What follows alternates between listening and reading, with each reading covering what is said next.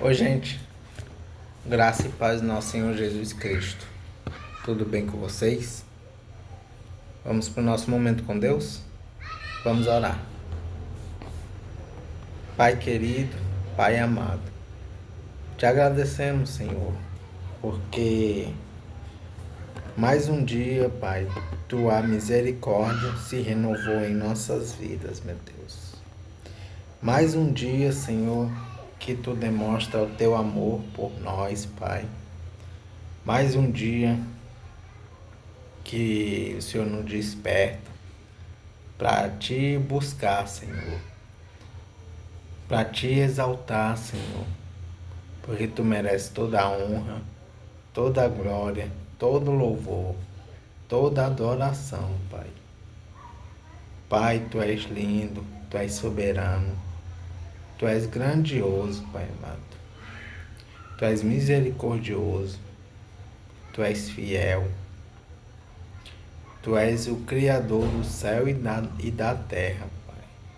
Tu és o nosso Criador, meu Deus. Pai, obrigado, Senhor, por nos trazer aqui mais uma vez, porque precisamos de Ti, Senhor. Precisamos da Tua misericórdia, Senhor. Precisamos ter essa comunhão contigo, Pai, porque sem Ti, meu Deus, nada somos. Nada conseguimos fazer, Senhor, se Tu não estiver conosco, Pai. Pai, somos totalmente dependentes de Ti, meu Deus. Pai, nos socorre, Senhor, da nossa própria natureza, meu Deus. Porque a nossa natureza é uma natureza má, é uma natureza pecaminosa, meu Deus. Precisamos de Ti, Senhor, porque sem Ti vamos nos perder, Senhor. Precisamos da Tua presença conosco, Senhor, todos os dias. Pai, obrigado por teu cuidado conosco, Pai. Obrigado, Senhor, porque o Senhor nos assiste em nossas dificuldades, em nossas aflições, Pai amado. Então, quando pensamos que Tu não nos vê, Senhor, mas Tu nos vê. O Senhor vê tudo o que a gente faz, Pai amado. Em todos os lugares que a gente vai, Pai amado, Tu vê, Pai amado. Senhor, nos coloca de volta na Tua direção, Pai. Não podemos, Senhor, errar o caminho, Pai amado. Devemos trilhar olhando somente para Ti, meu Deus. Devemos trilhar olhando para a Tua cruz, Pai. Porque um dia Tu morreu por nós, Senhor. Morreu para tirar os nossos pecados, Senhor. Morreu para nos dar a oportunidade de quem aquele que crê em Ti, Pai, será salvo. Aquele que crê em Ti irá para um lugar onde não terá mais morte, onde não terá mais dor, onde não terá mais choro, Senhor. Coisa ruim alguma não terá mais onde Tu mora, meu Deus. Obrigado, Senhor. Obrigado porque o Senhor nos sustenta, Senhor. E obrigado pela Tua palavra, Pai, que temos em mãos, Pai. Que o Senhor possa abrir nossos olhos, nossos ouvidos também, Senhor. Abre nossa mente, Senhor, para saber o que Tu queres de nós, Pai. Nos dê entendimento, temor, sabedoria, Pai. Em nome do Teu Filho amado Jesus. Amém. Vamos para o devocional aqui em Spurgeon, que a palavra de hoje está em Lucas capítulo 23, versículo 31. Lucas 23, 31.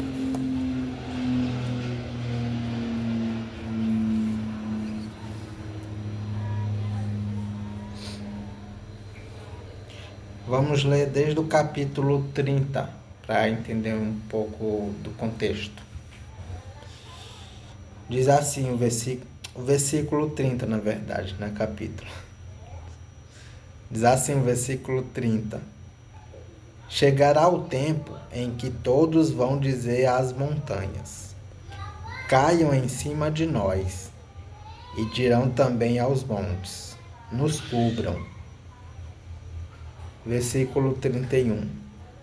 Porque se isso tudo é feito quando a lenha está verde, o que acontecerá então quando ela estiver seca? Vamos ver a mensagem que Spurgeon nos traz sobre o assunto.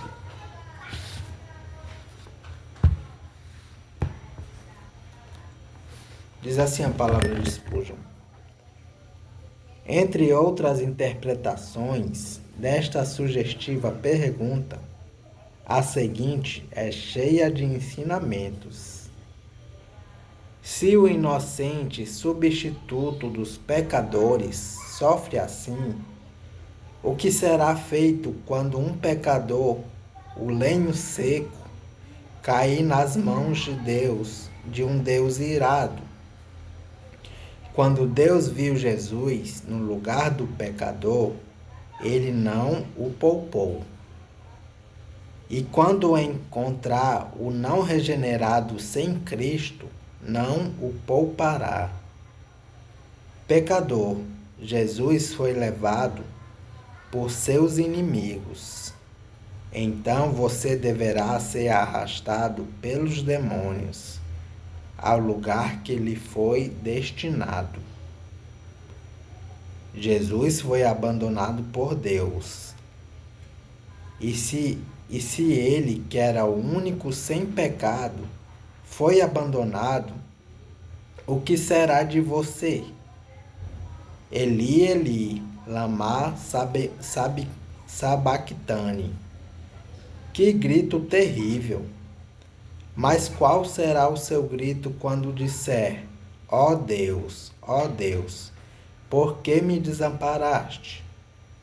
E a resposta vier: porque você desprezou todos os meus conselhos e não aceitou nenhuma das minhas reprovações. Também vou rir da sua calamidade. Vou zombar quando sobrevier sobre você o terror. Se Deus não poupou seu próprio filho, muito menos poupará você. Que chicotes de fios queimados o atingirão quando a consciência o ferir com todos os seus terrores. Vocês mais ricos, mais alegres, são a maioria dos pecadores hipócritas. Quem se levantará em seu lugar quando Deus disser: desperta, ó espada, contra o homem que me rejeitou? Fere-o e deixa que sinta para sempre o sofrimento. Jesus foi cuspido. Pecador, que vergonha será a sua! Não podemos reunir numa palavra toda a massa de sofrimento que pesou sobre a cabeça de Cristo, que morreu por nós. Então, é impossível dizermos a você que rios, que oceanos de dor passarão por cima do seu espírito, se você morrer como está agora. Você pode morrer depois, você pode morrer agora. Pelas agonias de Cristo, por suas feridas e por seu sangue, não atraia para si a ira que está por vir. Confie no Filho de Deus e você nunca morrerá. Gente, falar um pouquinho sobre isso aqui, que é um alerta pra gente. A gente tem que correr para Cristo o quanto antes. A gente tem que nos arrepender o quanto antes, porque Ele está voltando. Ele está voltando. E o momento de se arrepender, é agora. Se a gente não quiser sofrer todas essas justiças dele, nós temos que correr e nos arrepender.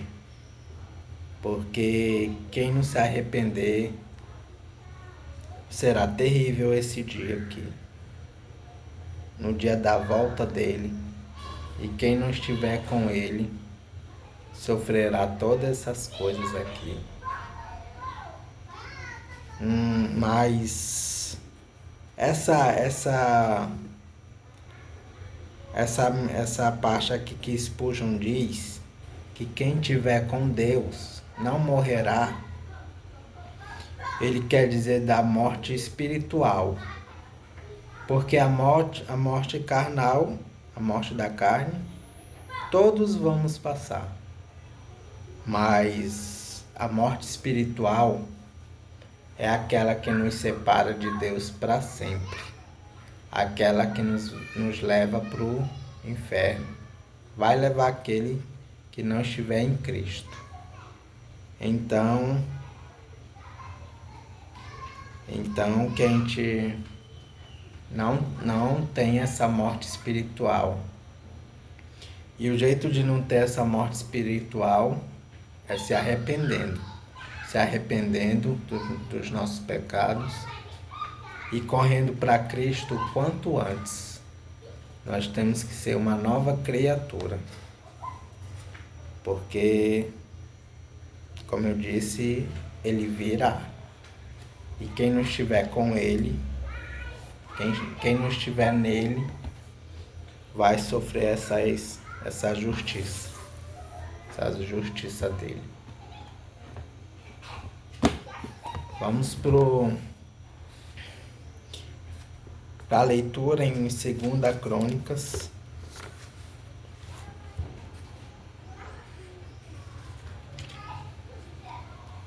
capítulo 5. 2 Crônicas, capítulo 5. Diz assim a palavra do Senhor. Quando o rei Salomão terminou todo o trabalho do templo, colocou na sala do tesouro do templo todas as coisas que Davi, o seu pai, havia separado para Deus, o Senhor, isto é, a prata, o ouro e outros objetos. A Arca da Aliança é levada para o templo.